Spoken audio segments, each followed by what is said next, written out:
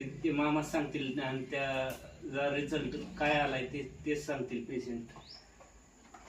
हा मामा, नाव सांगा तुमचं. पूर्ण नाव सांगायचं.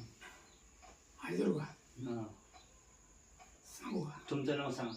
मुगट शंकर भगत, हा, तुम्हाला आजार काय? कंपोस्ट पिंपरत, मुक्काम पोस्ट पिंपरत, तालुका फलटण जिल्हा. तालुका फलटण, जिल्हा सातारा. मला कावेरी किती दिवस होती? तुम्हीच सांगा. 6.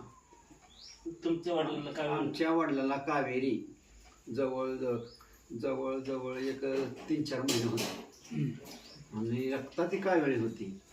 ही अमृत घेतल्यापासून 15 ते 20 दिवसात 23 पॉईंट होते कावेरी, तर त्या 23 पॉईंटची 2 पॉईंटवर आली त्या अमृत ज्यूसमुळं. किती दिवसात? 17 ते 18 दिवसात आली कमी.